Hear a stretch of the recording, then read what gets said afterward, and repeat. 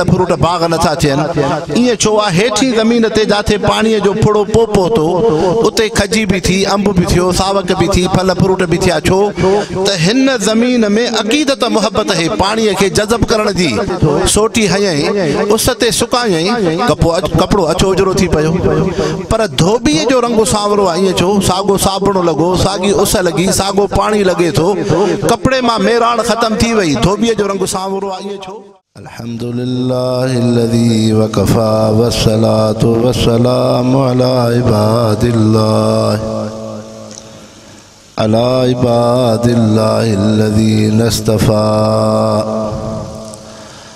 अम्मा बअद फ़अऊज़ु बिल्लाहि मिनश शैतानिर रजीम बिस्मिल्लाहिर रहमानिर रहीम वस्साबिक़ूनल अव्वलून मिनल मुहाजिरीन वल अंसार वल्लज़ीना इत्तबऊहुम बिइहसान रज़ियल्लाहु अन्हुम वरज़ू अन्हु वअद्द लहुम जन्नातिन तजरी तहतहल अन्हार खालिदीन फीहा अबदा ज़ालिकल फ़ौज़ुल अज़ीम क़ाल नबी सल्लल्लाहु अलैहि वसल्लम इन्नल्लाह अख्तार ली वख्तार ली अस्हाब फमन अहब्बहुम फबिहुब्बी अहब्बहुम वमन अबग़ज़हुम फबिबुग़ज़ी अबग़ज़हुम वक़ाल नबी सल्लल्लाहु अलैहि वसल्लम या मुआवियत इज़ा वल्लैत फ़िल अर्ज़ि फ़त्तक़िल्लाह वअदिल वक़ाल नबी सल्लल्लाहु अलैहि वसल्लम अजवदुहुम व अहलमुहुम मुआविया औ कमा क़ाल नबी सल्लल्लाहु अलैहि वसल्लम। सब दोस्त अहबाब दुरूद शरीफ पढ़ो। अल्लाहुम्मा सल्लि अला सय्यिदिना मुहम्मदिन नबील उम्मी व आलिहि व बारिक व सल्लिम अदद कुल्लि मालूम लक दाइमन अबदा। मुसलमान भाई रहो, अल्लाह रब्बुल इज़्ज़त तवां असांखे जेका दुनिया जी कीमती ज़िंदगी अता फरमाई आहे उन दुनिया जी ज़िंदगी जो मक़सद आहे अल्लाह ऐं रसूल सां ताल्लुक़। पोइ दुनिया में इंसान नमूने जो मोहताज हूंदो आहे। जीअं को शक्ल शबाहत ॾिसी इंसान सम्झी वेंदो त बकरी हीअं हूंदी आहे, उठ हेतिरो थींदो आहे, हाथी हीअं जानवर थींदो आहे, खजीअ जो वणु हीअं थींदो आहे। त ईअं ई इंसान हो तव्हां असां अहिड़े दौर ऐं ज़माने में आयासीं जो हुज़ूर अनवर सल्लल्लाहु अलैहि वसल्लम जन खे न ॾिठोसीं। अलबत्ता अल्लाह साईं ईमान ऐं क़ल्म जी दौलत नसीब फरमाई। हाणे हर कलमे गो इंसान जी तमन्ना इहा आहे त मां पंहिंजी ज़िंदगी पैगंबर करीम सल्लल्लाहु अलैहि वसल्लम जी सीरत तय्यबा ते गुज़ारियां। हाणे इहो इंसान जंहिंजी दिलि में हुज़ूर पाक सल्लल्लाहु अलैहि वसल्लम जी मोहब्बत आहे, कलमो भी पढ़े थो, अल्लाह रसूल सां अक़ीदत मोहब्बत भी अथसि, सहाबा अहल बैत जो इज़्ज़त एहतराम भी अथसि। पर इन मुसलमान खे इहा तमन्ना आहे त मां हुज़ूर अनवर सल्लल्लाहु अलैहि वसल्लम जी सीरत तय्यबा उसवा हसन ते मुंहिंजी ज़िंदगी गुज़रे। हाणे इहो इंसान कीअं ज़िंदगी गुज़ारे? इन जे लाइ नमूनो मेयार ऐं कसवटी अल्लाह रब्बुल इज़्ज़त पैगंबर करीम सल्लल्लाहु अलैहि वसल्लम जी जमात सहाबा इकराम रिज़वानुल्लाहि अलैहिम अजमईन खे बणायो आहे। त तव्हां असां दीनी जलसे में वेठा आहियूं हर हिकिड़ो इंसान जिस्म ते कपिड़ो ओढ़े वेठो आहे इहो कपिड़ो किथां वरितोसीं दुकान तां दुकानदार खे चयोसीं अबा असांखे कपिड़ो ॾे 5 मीटर 7 मीटर 8 मीटर हाणे उन वटि मीटर हिकिड़ी माप पई आहे उन माप ते उहो दुकानदार कपिड़ो ॾे थो पोइ जेकॾहिं मुस्लमान ख़रीद कंदो बि इहा ई माप आहे जेकॾहिं को हिकिड़ो गैर मुस्लिम इंसान ख़रीद कंदो बि इहा ई मेयार माप आहे को अमीर इंसान ख़रीद कंदो बि ईअं ई मिलंदो को ग़रीब इंसान ख़रीद कंदो बि ईअं ई मिलंदो को आलिम दीनदार ख़रीद कंदो बि ईअं ई को आम इंसान ख़रीद कंदो बि ईअं ई त हाणे दुकानदार वटि मेयार उहो मीटर आहे या तव्हां असां इंसान का शइ ख़रीद कंदा आहियूं सब्जी भाॼी फल फ्रूट घर जूं ज़रूरियात जूं शयूं खुर्दो नोश जूं पोइ उन दुकानदार खे चइबो रेड़ीअ वारे खे चइबो त अदा मूंखे किलो खनि भाॼी ॾे मूंखे हीउ सौदो हे किलो खनि ॾे हाणे उन वटि उहा माप पई आहे हाणे मेयार कस वठी उहो किलो पाव आहे उन में कोई फ़र्क़ु कोन्हे त मुस्लमान ख़रीद करे गैर मुस्लिम ख़रीद करे मर्द ख़रीद करे औरत ख़रीद करे जहिड़े तबिके जो इंसान ख़रीद कंदो मेयार कस वठी आहे ईअं ई इंसान हो तव्हां असां जंहिं दुनिया जी क़ीमती ज़िंदगी में रहूं था हाणे हर इंसान जी इहा तमन्ना आहे त मुंहिंजी दुनिया बि भली थिए मुंहिंजी आख़िरत बि भली थिए ऐं क़यामत जे ॾींहुं मां अल्लाह ऐं रसूल खे राज़ी ऐं ख़ुशि ॾिसां हाणे इन जे करे हिकिड़ियूं अहिड़ियूं शयूं आहिनि जेके तव्हां असां इबादत सम्झी करे नथा कयूं सर्दी जी मौसम आहे को सूटर पाए आयो आहे को सदरी पाए आयो आहे को अजरक पाए आयो आहे को लोई पाए आयो आहे ईअं कोन्हे त जेको लोई पाईंदो वधीक सवाबु जेको अजरक पाईंदो घटि सवाबु ईअं न आहे इंसान पेर में चौपल थो पाए को बूट पाए थो को सैंडल पाए थो को सोफ्टी पाए थो को सादो चौपल थो पाए ईअं कोन्हे त बूट वारे खे घटि सवाबु चौपल वारे खे वधीक सवाबु ईअं न आहे इहा इंसान जी ज़रूरत आहे मोटरसाइकिल ते सफ़र करणो गाॾीअ ते सफ़र करणो घरड़ो ठाहिणो लिबास पोशाक वज़ो कतो अलबत्ता उन में सलफ़ सालिहीन जे नमूने खे साम्हूं रखिबो आहे त मक़सदु हीअ आहे त इहे शयूं इंसान जे ज़रूरियात में इनखे इबादत सम्झी करे न कबो आहे पर तव्हां असां निमाज़ इबादत सम्झी करे पढ़ंदा आहियूं दुरूद शरीफ़ इबादत सम्झी करे पढ़ंदा आहियूं रोज़ो इबादत सम्झी करे रखंदा आहियूं हज ज़कात इबादत सम्झी करे कंदा आहियूं महबूब मुस्तफ़ा जी सुन्नत सीरत इबादत सम्झी करे असां सुन्नत ते हलंदा आहियूं पोइ जंहिं शइ खे इंसान इबादत सम्झी करे कंदो सवाब सम्झी करे कंदो उन जे लाइ मेयार ऐं कस वठी क़यामत ताईं अल्लाह साईं महबूब मुस्तफ़ा जी जमात सहाबा इकराम खे बणायो आहे हाणे अल्लाह से फरमायो आमिनू कमा आमन नास ईअं ईमान आणियो जीअं हुज़ूर पाक सल्लल्लाहु अलैहि वसल्लम जी जमात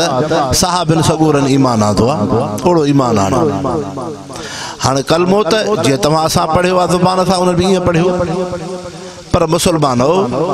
उहे बरगुज़ीदा इंसान हा जन ईमान कलमे जे करे दुख तकलीफ़ूं गम सदमा हर शइ बर्दाश्त कई लेकिन अल्लाह ऐं रसूल जे हुक्म ऐं उन्हनि जी फर्मा बरदारी खां पोइ ते ज़रूरु न अचिया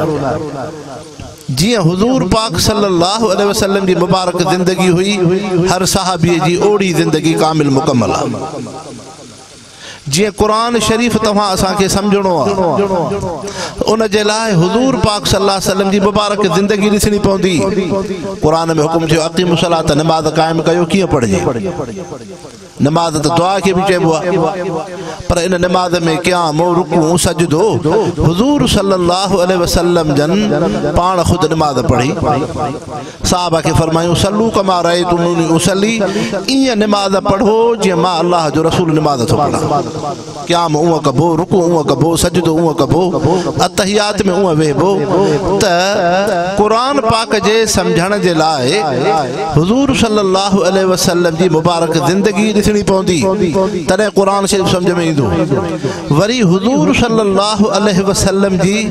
तव्हां असांखे सीरत तय्यबह सम्झणी आहे त सहाबा इकराम रिज़वानुल्लाहि अलैहिम अजमईन जी ज़िंदगी ॾिसणी। कंहिं बि उस्ताद जी ख़ूबी, कंहिं बि मुर्शिद जी ख़ूबी, कंहिं बि पार्टीअ जे वॾे जी ख़ूबी उन जे हेठनि सां हूंदी आहे। जंहिं उस्ताद जा शागिर्द कामिल हूंदा, भला हूंदा, बा अख़लाक हूंदा, त इंसान जो अकुल फ़ैसिलो कंदो त उस्ताद ॾाढो भलो अथव। जंहिं मुर्शिद जा मुरीद सुन्नत ते, सीरत ते, ज़िक्र में, हया में, ख़ुशू ख़ूज़ में हूंदा, इबादत रियाज़त में, सम्झबो त इन्हनि जो मुर्शिद ॾाढो भलो अथव। जंहिं पार्टी जा कारकुन हया में ऐं उन्हनि में ख़ूबियूं ख़सलतूं हूंदियूं, उन्हनि ते क़ुर्बानी, सम्झबो त इन्हनि जो अॻुवान भलो आहे। तंहिंजे करे तव्हां असांखे हुज़ूर पाक सल्लल्लाहु अलैहि वसल्लम जी सीरत तय्यबह जेकॾहिं ॾिसणी आहे, महबूब मुस्तफ़ा जी मुबारक ज़िंदगी ॾिसणी आहे, अल्लाह जे नबीअ जी नुबुवत जी ज़िंदगी ॾिसणी आहे, त पोइ तव्हां हुज़ूर पाक सल्लल्लाहु अलैहि वसल्लम जे शागिर्दनि, मुरीदनि, सहाबिन सगोरनि ते नज़र कंदो त तव्हांखे महबूब मुस्तफ़ा जी सीरत तय्यबह जल्दी सम्झ में ईंदी। इन जे करे इंसान हो हज़रत इमाम मालिक रहमतुल्लाह अलैहि था फरमाइन, ला यसलहु आखिरु हाज़िहिल उम्मह इल्ला बिमा सलह अव्वलुहा। जीअं पहिरियनि मुसलमाननि जो जेको इस्लाह थियो हुज़ूर सल्लल्लाहु अलैहि वसल्लम जी सोहबत सां, उन्हनि में सादगी, उन्हनि में तहम्मुल, उन्हनि में सब्र, उन्हनि में शुजाअत, उन्हनि में दीन सुन्नत शरीयत ते हलणो, क़यामत ताईं जेके मुसलमान अचनि जंहिं दुनिया जे उरूज में, जंहिं दुनिया जे ख़ुशहालीअ में, बे उहे मुसलमान पहिरियनि मुसलमाननि सहाबिन जे नक्श कदम ते हलनि। हाणे तव्हां असां मुसलमान हूं, कलमे गो इंसान हूं, दावा था कयूं। हाणे असां जेका निमाज़ था पढ़ूं, क़ुरान था पढ़ूं, ज़िक्र था कयूं,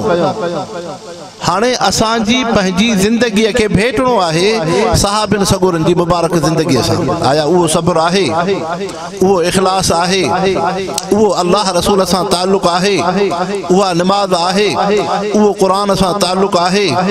उहा मुहम्मद मुस्तफ़ा जी सुन्नत सीरत जी इत्तिबा पैरवी आहे। त तंहिंजे करे तव्हां असांजे लाइ नमूनो, जीअं हिकिड़ो इंसान कपिड़ो वठे थो उन जे लाइ मेयार कसवटी मीटर आहे, इंसान सौदो वठे तो उन जे लाइ कसवटी मेयार किलो ऐं पाव आहे, तीअं जेको इंसान दीन ते हलणु चाहे, इबादत करणु चाहे, निमाज़ पढ़णु चाहे, रोज़ो रखणु चाहे, हज करणु चाहे, सुन्नत शरीयत ते हलणु चाहे, उन जे लाइ मेयार ऐं कसवटी हुज़ूर पाक सल्लल्लाहु अलैहि वसल्लम जी पाकीज़ जमात। आमीन कमा आमन अन्नास। अल्लाह से वाज़े क़ुरान शरीफ में फरमायो, ईअं ईमान आणियो जीअं सहाबिन सगोरनि ईमान आंदो आहे। मुसलमानो तव्हां असांखे टे शयूं ज़हन में रखणियूं। हिकिड़ी इहा शइ रखणी आहे त सहाबी सगोरा मग़फूर आहिनि।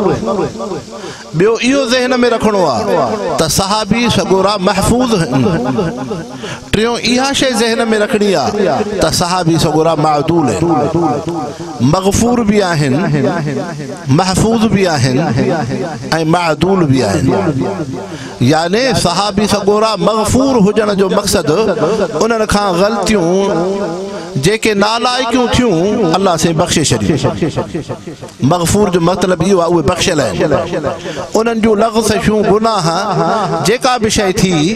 हुज़ूर पाक सल्लल्लाहु अलैहि वसल्लम जा जॾहिं सहाबी थिया, सहाबियत जो एॾो वॾो मक़ाम मर्तबो आहे, जीअं इल्म जो दर्जो, क़ुरान जो दर्जो पढ़ण जे करे क़ारी, सालिह, ज़ाकिर, निमाज़ी, इन्हनि जो दर्जो आहे शहीद। ईअं सहाबी बि हिकिड़ो वॾो मक़ाम ऐं मर्तबो आहे। सहाबियत जो एॾो वॾो दर्जो आहे जो सहाबियत जे मक़ाम जे करे अल्लाह से हर सहाबीअ खे बख़्शे छॾियो जेके बि लग़्ज़शूं ग़लतियूं थियूं। ॿियो इहो अक़ीदो ईमान रखणो आहे त उहे महफूज़ आहिनि, रब उन्हनि जी हिफ़ाज़त कई आहे। अल्लाह से कुरान शरीफ में फरमायो, रज़ियल्लाहु अन्हुम व रज़ू अन्हु, मां रब उन्हनि खां राज़ी, उहे मां रब खां राज़ी आहिनि। उलाइक हुम सादिकून सच्चा इंसान हैं उलाइक हिज़्बुल्लाह हुज़ूर सल्लल्लाहु अलैहि वसल्लम जन उन्हनि जे लाइ हिफ़ाज़त जी ताक़ीद फरमायो इन्नल्लाह अख़्तारनी व अख़्तारनी असहाब जीअं रब साईं मूंखे नुबुवत में चूंडियो आहे तीअं 1,24,000 सहाबी रब मां मोहम्मद मुस्तफ़ा खे चूंडे ॾिना इलेक्शन हुई न हर को पंहिंजे नुमाइंदे खे चूंडे पियो न जंहिंजो दिलि जो जाने लाड़ो हो तीअं अल्लाह जे रसूल फरमायो जीअं रब साईं मूंखे नुबुवत में चूंडियो आहे ईअं 1,24,000 सहाबी रब मूंखे चूंडे ॾिना समझो इंसान बज़ाहिर अल्लाह से इंसान के हिदायत जा उज़वा टे ॾिना आहिनि अख जी नेमत ज़ुबान जी नेमत अखि जी नेमत ॿुधण जी नेमत दिल जी नेमत ये टे उज़वा आहिनि हिदायत जा रस्ता अखि जे ज़रिए ॾिसी इंसान हिदायत हासिल करे अहिड़े तरीक़े सां ॿुधी करे क़ुरान वाज़ो नसीहत इंसान हिदायत हासिल करे दिल में अक़ीदत मोहब्बत विहारे इंसान उन सां हिदायत मिलंदी आहे हाणे हुज़ूर पाक सल्लल्लाहु अलैहि वसल्लम जी हस्ती आहे अबू जहल भी दिसे तो काब बिन अशरफ भी दिठो वलीद बिन मुगीरा भी दिठो उतबा बिन शैबा भी दिठो इन्हनि काफरन भी दिठो जेड़ी अख 1,24,000 सहाबिन के आए उहाई अख अबू जहल अबू लहब के जेड़ो कन हुनन के तेड़ो कन हुनन के जेड़ी दिल हुनन के ओड़ी दिल हुनन के त पो होडे हिदायत ना है हेडे हिदायत है यो छा मकसद आ त इंसानो थोड़ो समझजो त हेडे अबू जहल अबू लहब काब बिन अशरफ यहूदी उहे इंसान आहिनि जंहिंखे अख त आहे कन त आहे दिल त आहे पर उन्हनि जी दिल में अख में कन में अक़ीदत मोहब्बत न आहे अल्लाह रसूल ॾे मोहब्बत न आहे लाड़ो न आहे हेॾे 1,24,000 कमो बेश सहाबा इकराम जी उहा मुक़द्दस अख आहे दिल आहे जंहिंमें अक़ीदत मोहब्बत अक़ीदत मोहब्बत जाथे अक़ीदत मोहब्बत हूंदी उते हिदायत ईंदी जाथे अक़ीदत मोहब्बत न हूंदी उते हिदायत न उते हिदायत न बाबा मींहुं जे वसंदो आहे बारिश पवंदी आहे पोइ तव्हां असांजा इलाइक़ा हेठियां आहिनि हिते खजूं आहिनि फसुल आहे बाग रब जूं घणियूं नेमतूं आहिनि पोइ तव्हां असां खां मथे 30,000 जी बुलंदीअ ते मथे जेके इलाइक़ा आहिनि उते बर्फ़बारी थिए थी या जबल आहे पत्थर आहे जॾहिं मींहुं जे वसंदो अॻ में मींहं जो फुड़ो उन जबल ते किरंदो पोइ हेठां ई ज़मीन ते किरंदो आहे पोइ जॾहिं पत्थर ते मींहं जो फुड़ो अॻ में किरियो उते अंब नथो थिए उते खजी नथी थिए उते कणक नथी थिए उते सब्जी भाॼी फल फ्रूट बाग नथा थियनि ईअं छो आहे हेठी ज़मीन ते जाथे पाणीअ जो फुड़ो पहुतो उते खजी भी थी अंब भी थियो सावक भी थी फल फ्रूट भी थिया छो त हिन ज़मीन में अक़ीदत मोहब्बत है पाणीअ खे जज़ब करण जी हुन जबल पत्थर में पाणीअ खे जज़ब करण जी अक़ीदत मोहब्बत न त इहो ई वजह अथव इंसानो त हेॾे अबू जहल अबू लहब काब बिन अशरफ उहे इंसान आहिनि जो अल्लाह साईं उन्हनि जे दिलनि ते मोहर हणी छॾी ख़तम अल्लाह अला क़ुलूबिहिम अक़ीदत मोहब्बत न आहे हेॾे 1,24,000 कम बेश सहाबा जी दिल में अक़ीदत मोहब्बत है त रब हिदायत नसीब थो करे अल्लाह से फरमायो युज़िल्लु बिही कसीरन व यहदी बिही कसीरा ए कुरान शरीफा तव्हां असां जंहिं दौर में रहूं था ज़माने में तव्हां असां मुसलमान कुरान पाक खे जॾहिं पढ़ंदा हूं ॾिसंदा हूं त मुसलमान वुज़ू कंदो पाक साफ़ थी करे मथे खे ढकींदो आजिज़ी सां अक़ीदत सां मोहब्बत सां कुरान पाक खे चुमी ॾींदो कुरान शरीफ़ खे ॾिसंदो हाणे मुसलमान कुरान पाक थो पढ़े अक़ीदत मोहब्बत सां पर इन कुरान खे अॼु यहूदी भी पढ़नि मिर्ज़ाई भी पढ़नि था उहे दीन इस्लाम जे खिलाफ जेके इंसान साज़िशूं करनि था उहे भी कुरान के पढ़नि था गामदी जहिड़ा इंसान जेके फेसबुक ते यूट्यूब ते वेठा आहिनि इहे छो था पढ़नि कुरान के इन जे करे कुरान शरीफ़ पढ़ंदा आहिनि त असां उन में नुक्स ऐब ॾिसूं ताकि मुसलमाननि खे गुमराह कयूं मुसलमान के गुमराह कयूं हाणे इन कुरान के मुसलमान भी पढ़े थो मिर्ज़ाई भी पढ़े थो कुरान के मुसलमान भी पढ़े थो यहूदी भी पढ़े थो कुरान के मुसलमान भी ॾिसे थो यहूदी भी ॾिसे थो पर अख में फ़र्क़ु आहे हेॾे मुसलमान ॿ अरब जेके कुरान के पढ़नि था अक़ीदत मोहब्बत सां ॾिसनि था हुते यहूदी मिर्ज़ाई कुरान के अक़ीदत मोहब्बत सां नथो ॾिसे समझो इंसान हो तंहिंजे करे ये थी थियूं बाबा हिकिड़ो धोबी जेकॾहिं दरियाह जे कपर ते वेही कपड़ा धोईंदो हिकिड़ो धोबी कपड़ो मेरो आहे उनखे साबुण हणे थो पाणीअ सां धोए थो सोटी हयईं उस ते सुकायईं कपड़ो अचोजरो थी पियो पर धोबीअ जो रंग सांवरो आहे ईअं छो साॻो साबुण लॻो साॻी उस लॻी साॻो पाणी लॻे थो कपड़े मां मेराण ख़तम थी वई धोबीअ जो रंग सांवरो आहे ईअं छो हे जेके मल्लाह समुंड ते मच्छू कढंदा आहिनि इन जो रंग सांवरो हूंदो आहे ईअं छो उहो ई पाणी तव्हां असांजे कपिड़े खे अछो उजरो करे थो मक़सदु इहो थियो त कपिड़े में सलाहियत है जज़ब करण जी अक़ीदत मुहबत है ओ हुन धोबीअ ऐं उन हीअ मल्लाह जे जिस्म में अक़ीदत मुहबत न आहे जंहिंजे करे साबुण असर नथो करे सिज असर नथो करे पाणी असर नथो करे हिते कपिड़े में अक़ीदत मुहबत है जंहिंजे करे पाणीअ खे क़बूल थो करे साबुण खे क़बूल थो करे उस खे रोशनाईअ खे क़बूल थो करे त हिन में चमक रोशनाई थी पए थी इंसान शादीअ में पाए आयो अक़ीदत मुहबत वॾी शइ तंहिंजे करे सहाबी सगोरा रिज़वानुल्लाह अलैहिम अजमईन उहे बरगुज़ीदह इंसान आहिनि जंहिंजे दिलि में कन में अख में उन्हनि जे दिलनि में अक़ीदत मुहबत आहे इहा वॾी शइ आहे त इंसान अर्ज़ु कयुमि त सहाबी मग़फ़ूर बख़्शियल बि आहिनि सहाबी महफ़ूज़ बि आहिनि अल्लाह जे रसूल उन्हनि जी हिफ़ाज़त कई ला तसुबु असहाबी मुंहिंजे सहाबिन खे घटि वधि न ॻाल्हायो कुछ भी न चो टी शय मादूल है मादूल माना अल्लाह साईं उन्हनि खे पाक साफ़ बणायो आहे अदल इंसाफ़ वारा आहिनि माना तव्हां असां जंहिं 15वीं सदीअ में हलूं था कंहिं मोबाइल खे ॾिसी कंहिं फेसबुक खे ॾिसी कंहिं किताब रिसाले खे ॾिसी कंहिं तारीख़ जे कंहिं वर्क खे ॾिसी करे मता को इंसान कंहिं सहाबीअ सगोरे जे बारे में ज़ुबान ते गोरो लफ़्ज़ चवे न इहे मादूल आहिनि मग़फ़ूर आहिनि महफूज़ हैं रब उन्हनि खे बख़्शे छॾियो ऐं उहे सभु सहाबी सगोरा आदिल ऐं मुनसिफ़ आहिनि आदिल मुनसिफ़ आहिनि उन्हनि सहाबिन मां रजब जे महीने में हज़रत अमीर मुआविया रज़ियल्लाहु अन्हु जलीलुल क़दर सहाबी जलीलुल क़दर सहाबी आहिनि ऐं जंहिं सहाबीअ सगोरे जी वफ़ात रजब जे महीने में आहे हज़रत मुआविया रज़ियल्लाहु अन्हु उहो सहाबी आहे जो हुज़ूर अनवर सल्लल्लाहु अलैहि वसल्लम जन फरमायो या मुआविया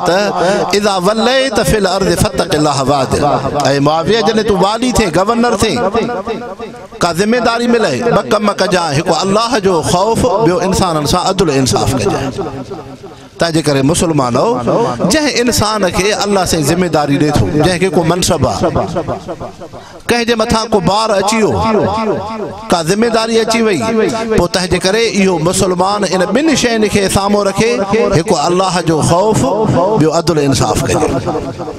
अल्लाह जो ख़ौफ़ ऐं अदल इंसाफ़ तंहिंजे करे हज़रत मुआविया रज़ियल्लाहु अन्हु उहे सहाबी आहिनि जिन में अल्लाह जो ख़ौफ़ हो अदल इंसाफ़ हो ऐं हज़रत मुआविया उहे सहाबी आहिनि जंहिं दीन में इस्लाम जी फुतूहात में वॾी में वॾियूं ख़िदमतूं कयूं आहिनि 64 लख मुरबा मील ते उन इस्लामी हुकूमत कई आहे एतिरे क़दुरु मुसलमानो रूस अफ़गानिस्तान ऐं कैसरो किसरा शाम इहे ख़िता इलाइक़ा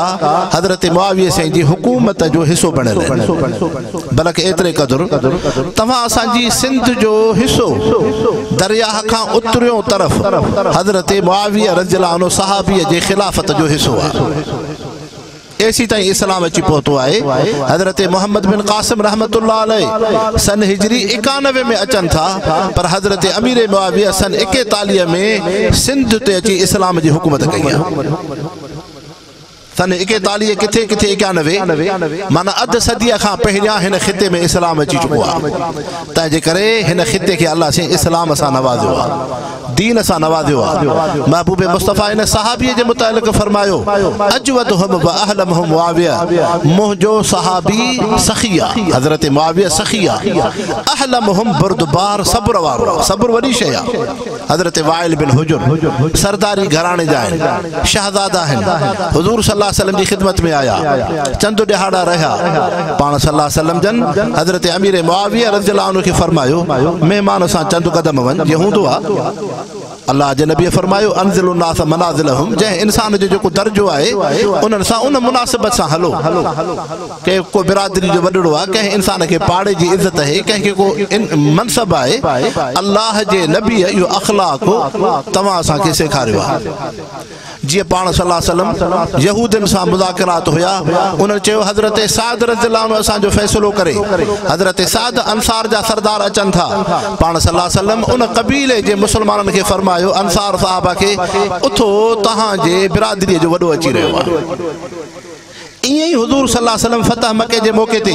जॾहिं हज़रत अबू सुफ़ियान अचनि था हज़रत अब्बास साईं सां गॾिजी कलमो पढ़ण जे इरादे सां, पाण सल्लल्लाहु अलैहि वसल्लम चंद क़दम अॻिते था हलनि, फरमायो अल्लाह से हिननि खे इज़त ॾिनी आहे, तंहिंजे करे मां मुहम्मद मुस्तफ़ा चंद क़दम हलां थो ताकि अबू सुफ़ियान खे उहा मक़ाम मर्तबो मिले। इंसानो इहो दीन इस्लाम आहे। दीन इस्लाम बद अख़लाक़ी नथो सेखारे, अख़लाक़ वॾी नेमत आहे। इन जे करे हज़रत मुआविया साईं वाइल बिन हुजुर जॾहिं हुज़ूर सल्लल्लाहु अलैहि वसल्लम जी ख़िदमत खां हलनि था 3 ॾियारनि खां बाद, हज़रत मुआविया साईं खे हुज़ूर पाक सल्लल्लाहु अलैहि वसल्लम फरमायो, मुआविया हिन महिमान सां चंद क़दम वञजांइ, गर्मीअ जी मौसम आहे। हाणे वाइल बिन हुजुर उठिते आहे। हज़रत मुआविया रज़ियल्लाहु अन्हु हुज़ूर सल्लल्लाहु अलैहि वसल्लम जी सोहबत जे करे एतिरो रंग चढ़ियल हो जो कपड़नि खे चटियूं लॻल आहिनि, पेरनि में चौपल आहिनि, गुरबत सादगी जो ज़मानो आहे। हाणे हलनि था, गर्मी जी मौसम आहे, पेर तपनि था। हज़रत वाइल बिन हुजुर खे अर्ज़ु कयूं त साईं तव्हां उठिते वेठा हो, तंहिंजे करे मूंखे ॿिए लखणो। हज़रत वाइल बिन हुजुर सरदारी घराणे जो हो, हे बि सरदारी घराणे जो हो। चए त मुआविया तोखे ख़बर कोन्हे, असां सरदारनि जे शहज़ादनि जे लाइ माण्हू सिकंदा आहिनि त असां उन उठ जे मुहार खे वठी हलूं। तूं ख़ुशि नसीब आहीं जो तोखे सरदार जे शहज़ादे जी उठ जी मुहार हथ में थी, इहा ई सादत खोड़ थी। तूं मां सां गॾु उठ ते वेहण जे क़ाबिल कोन्हे। हज़रत मुआविया साईं सब्र कयो, अॻिते हलिया। जॾहिं पेर तपण शुरू थिया त अर्ज़ु कयो त वाइल बिन हुजुर खे, साईं तव्हां त मथे वेठा हो उठड़ीअ ते, पोइ मूंखे चौपल ॾियो, चौपल मां पेरनि में पायां। हज़रत वाइल बिन हुजुर रज़ियल्लाहु अन्हु चयुसि त तोखे इहा उठ जो जेको सायो थिए थो, छांव थिए थी, इन हीअ छांव में तूं पेर रख, इहा तुंहिंजे लाइ चौपल आहे। हाणे हज़रत मुआविया साईं को लफ़्ज़ न चयो, सब्र में बुरदबारी में तहमुल में हलनि था। जंहिं मंज़िल ते हलणो हो ओस ताईं हलिया, इजाज़त वरितऊं। अॻियां ख़िलाफ़तूं आयूं, हज़रत अबू बकर सिद्दीक़ रज़ियल्लाहु अन्हु ख़लीफ़ा थिया, हज़रत उमर फारूक रज़ियल्लाहु अन्हु ख़लीफ़ा थिया, हज़रत उस्मान उमर रज़ियल्लाहु अन्हु ख़लीफ़ा थिया, हज़रत उस्मान साईं ख़लीफ़ा थिया, अलीउल मुर्तज़ा रज़ियल्लाहु अन्हु ख़लीफ़ा थिया, हज़रत इमाम हसन रज़ियल्लाहु अन्हु 6 महीना ख़लीफ़ा थिया, हज़रत अमीर मुआविया रज़ियल्लाहु अन्हु ख़लीफ़ा थिया। हाणे हज़रत वाइल बिन हुजुर आयो हज़रत मुआविया साईं जी ख़िदमत में, त हज़रत मुआविया रज़ियल्लाहु अन्हु मुरकिन पिया, तबस्सुम फरमायूं वाइल बिन हुजुर उहो वक़्तु दौर ज़मानो यादि थी जॾहिं हुज़ूर सल्लल्लाहु अलैहि वसल्लम जी ख़िदमत में आए हैं। तूं नओं कुझु ॾिहाड़ा तरसे हैं, पोइ अल्लाह जे नबी मूंखे हुकुम कयो त महिमान सां चंद क़दम हलजांइ। पोइ साईं गर्मीअ जी मौसम हुई आहड़ जी, पोइ वाइल बिन हुजुर अवां उठड़ी ते हुयो, मुआविया पैदल पियो हले, अवां जे पेरनि में चौपल हुई, मुआविया जे पेरनि में चौपल न हुई। पोइ तव्हांखे कुझु हुते अर्ज़ु कयो हो, उठड़ी ते विहारियो, मूंखे चौपल ॾियो, पोइ तव्हां न उठड़ी ते गॾु विहारियो, न तव्हां चौपल ॾिनी, तव्हांखे सरदारी जो नाज़ हो। पोइ उन वक़्त में मुआविया सब्र कयो या बेसब्री कई? तेसी सब्र कयईं। चए उन सब्र जो इहो नतीजो थी जो अॼु मुआविया ख़लीफ़ो हुक्मरान आहे, वाइल बिन हुजुर रहियत थी। अजवदहुम व अहलमहुम मुआविया। तंहिंजे करे इंसानो अल्लाह से तव्हां असांखे सहाबा इकराम रिज़वानुल्लाह अलैहिम अजमईन सां अक़ीदत मुहब्बत अता फरमाए। हज़रत अब्दुल्लाह बिन मुबारक खां कंहिं शख़्स पुछो उमर बिन अब्दुल अज़ीज़ जो दर्जो वधीक या हज़रत अमीर मुआविया जो? त अल्लाह जे वली नेक साले बाने आलिम दीन मिसाल सां मसालो समझायो। चए हज़रत अमीर मुआविया रज़ियल्लाहु अन्हु जंहिं घोड़े ते सवार थिया, मैदान जिहाद में हलिया, उहो घोड़ो हलियो, पेरनि मां मिट्टी दज़ उॾामी, उहा दज़ उॾामी उन घोड़े जे नक में वई, जंहिं घोड़े जे मथां हज़रत अमीर मुआविया रज़ियल्लाहु अन्हु वेठल आहिनि। इन हीअ नक घोड़े जी में जेका मिट्टी दज़ गिरदो गुबार थी, इन जो बि दर्जो उमर बिन अब्दुल अज़ीज़ खां वधीक थी। सहाबीअ जो पंहिंजो शान आहे। तंहिंजे करे चूंकि वक़्त जी किल्लत है, अञा मां तव्हांजी ख़िदमत में